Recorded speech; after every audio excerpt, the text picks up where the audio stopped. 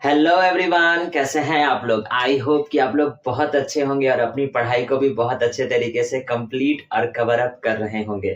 जैसा कि आप लोगों को पता है कि अभी हम लोग हमारे क्लास 11th के बिजनेस स्टडीज सब्जेक्ट को पढ़ रहे हैं और बिजनेस स्टडीज सब्जेक्ट में अभी हम लोग हमारे चैप्टर नंबर 4 को या फिर यूं कहा जाए different forms of business organisation के सेकंड वाले बिजनेस ऑर्गेनाइजेशन को पढ़ रहे हैं, जो हमारा कहता है जॉइंट हिंदू फैमिली बिजनेस। और आज का ये वाला हमारा पर्टिकुलर वीडियो इसी चैप्टर का पार्ट नंबर 2 होने वाला है। तो आइए बिना वक्त गवाए, बिना देरी किए आज के इस क्लास को, आज के इस वीडियो को स्टार्ट करते हैं और हम लोग पढ़ते हैं हमारे आज वाले टॉपिक्स को।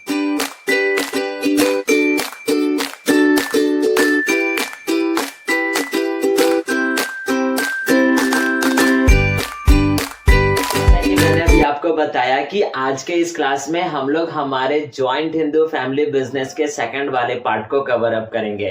और आज के इस वीडियो में हम लोग किन किन टॉपिक्स को पढ़ेंगे।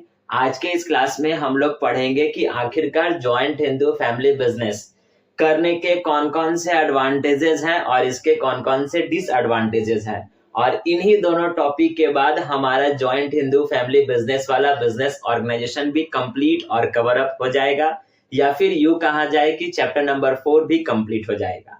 तो आइए पढ़ते हैं हम लोग हमारे advantages of joint Hindu family business को। लेकिन वीडियो पे आगे बढ़ने से पहले अगर आपने चैप्टर नंबर 4 या फिर जॉइंट हिंदू फैमिली बिजनेस के पार्ट नंबर 1 को कवर अप नहीं किया होगा तो उस वीडियो का लिंक आपको नीचे डिस्क्रिप्शन बॉक्स में मिल जाएगा और ऊपर आई कार्ड पे प्लेलिस्ट का भी लिंक आ रहा होगा, जहां से जाकर कर आप चैप्टर नंबर 4 या फिर जॉइंट हिंदू फैमिली बिजनेस के इंट्रोडक्शन क्लास को ही नहीं बल्कि chapter number 1, chapter number 2, chapter number 3 और चैप्टर नंबर 4 को कंप्लीट और कवर अप कर सकते हो। तब आइए हम लोग अब पढ़ लेते हैं हमारे advantages of joint Hindu family business को। हमारा फर्स्ट वाला जो एडवांटेज है, जो हमारा कहता है ईज ऑफ फॉर्मेशन। जिस तरीके से हम लोगों ने सोल ट्रेड में पढ़ा था कि सोल ट्रेड वाले बिजनेस को स्टार्ट करना बहुत ज्यादा आसान है।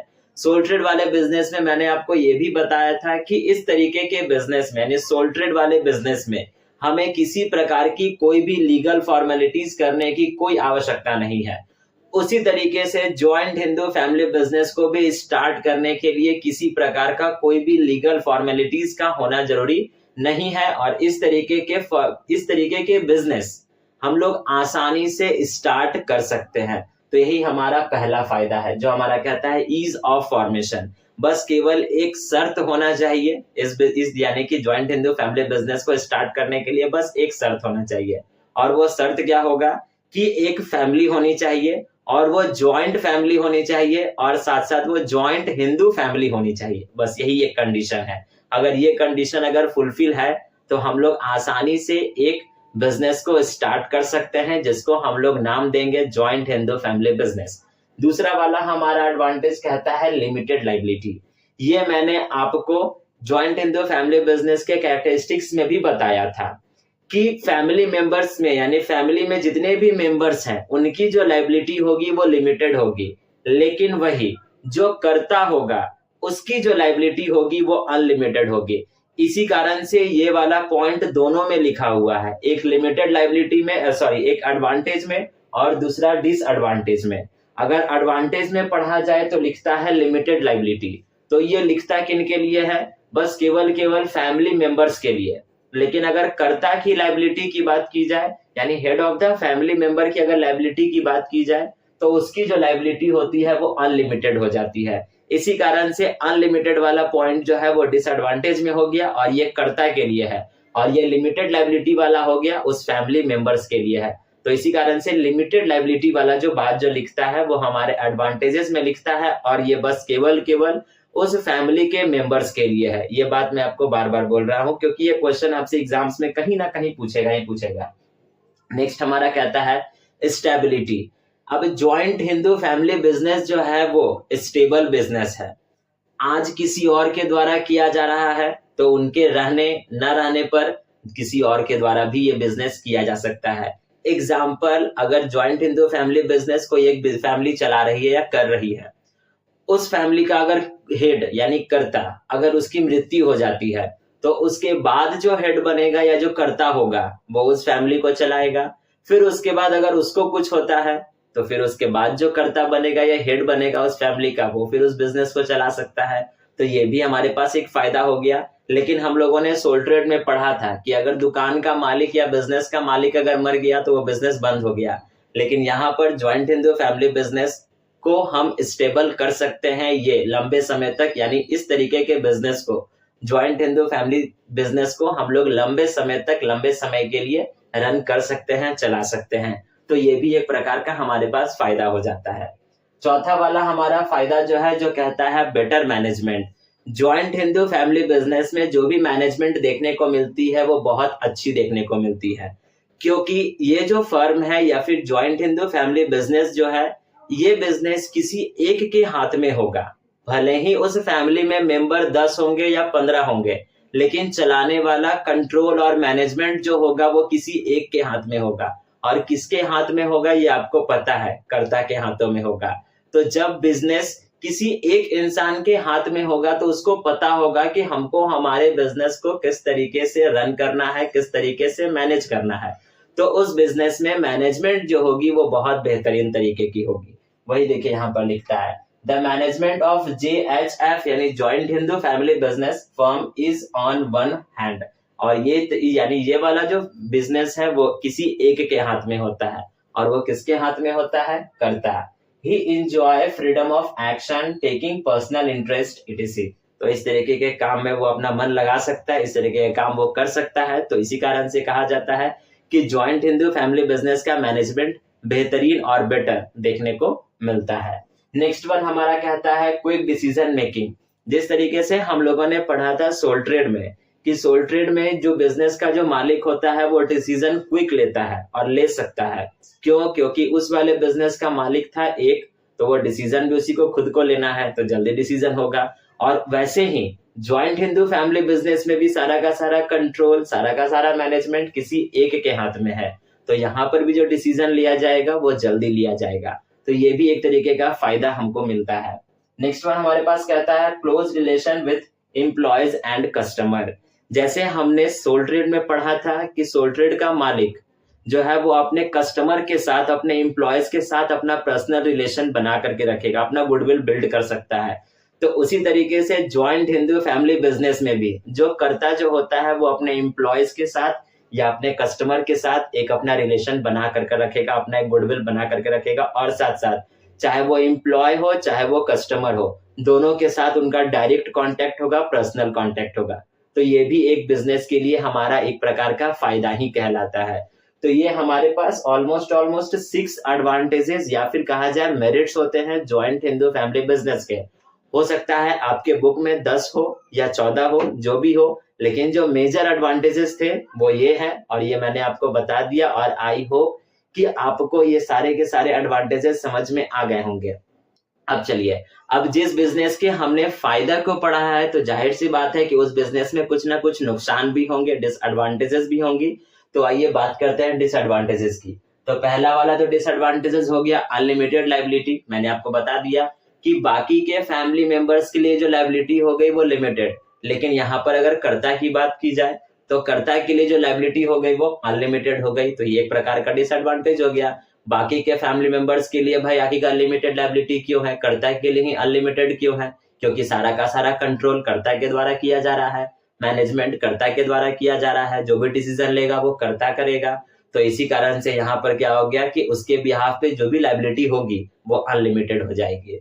नेक्स्ट वन हमारे पास कहता है लिमिटेड फाइनेंशियल रिसोर्सेज। अब एक इकलौता इंसान या फिर एक इकलौता फैमिली कितना ही फंड रेज करेगा, अपने बिजनेस पे कितना ही पैसा खर्च कर सकता है? वो भी अपने रिश्तेदार से पैसा मांगेगा या अपने दोस्त से पैसा मांगेगा या फिर लोन लेगा बैंक से।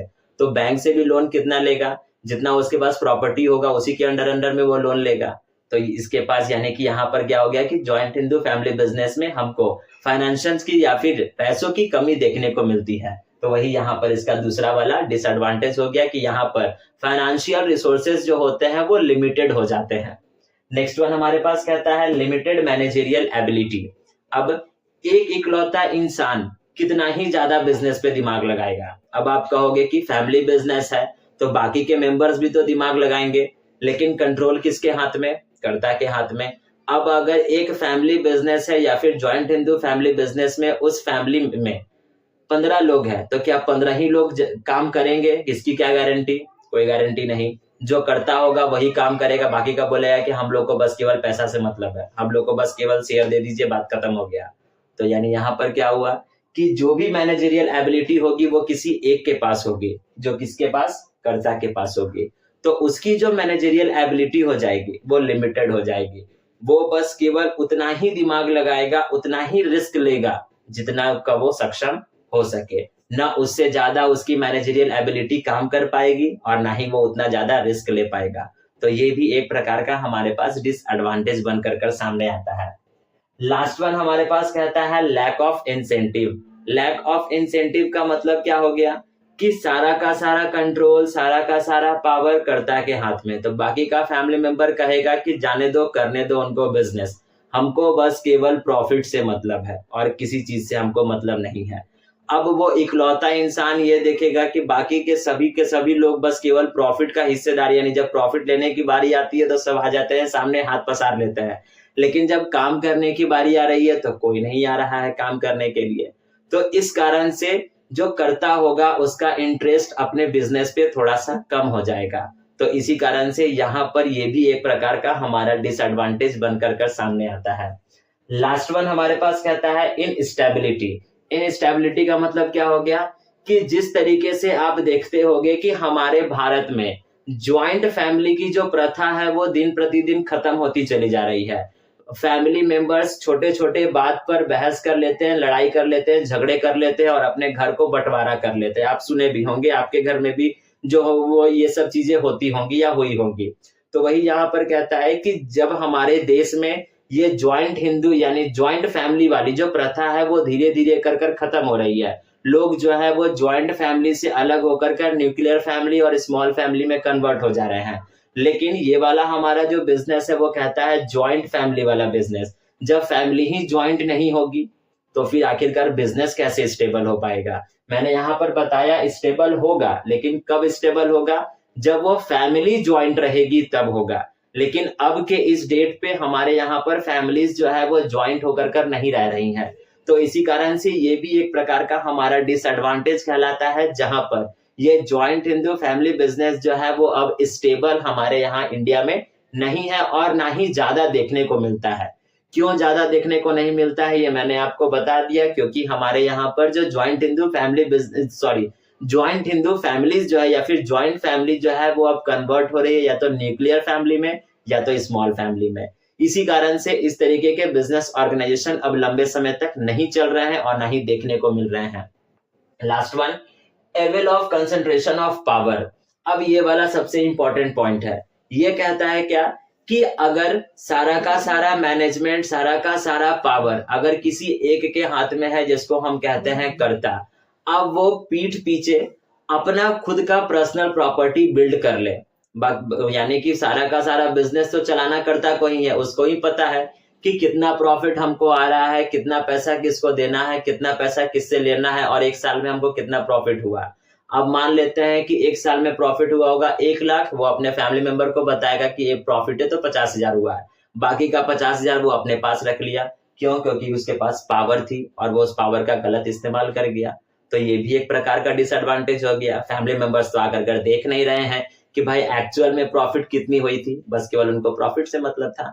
तो ये सब एक हमारे पास डिसएडवांटेजेस बनकर कर आ जाते हैं ज्वाइंट हिंदू फैमिली बिजनेस के।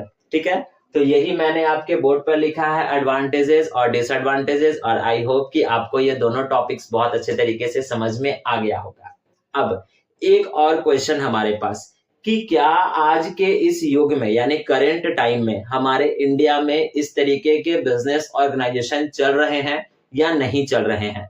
तो मैंने इसका आंसर आपको ऑलरेडी पहले ही बता दिया कि आज के इस युग में ज्वाइंट हिंदू फैमिली बिजनेस देखने को नहीं मिलती है।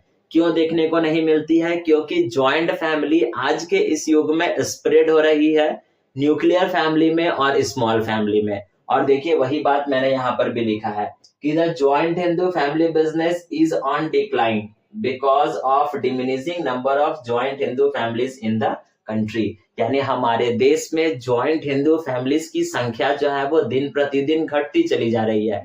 पहले के समय में लोग जो होते थे वो जॉइंट फैमिली में रहना पसंद करते थे, लेकिन आज के इस युग में छोटे छोटे बात को लेकर कर, बहस को लेकर कर लोग फैमिलीज जो होती है वो अलग अलग हो जाती है। अलग अलग होने के बावजूद भी कहलाते वो फैमिली है, लेकिन फिर भी वो अलग अलग अपना घर द्वार, अपना परिवार सब कुछ अलग अलग बसा लेते हैं।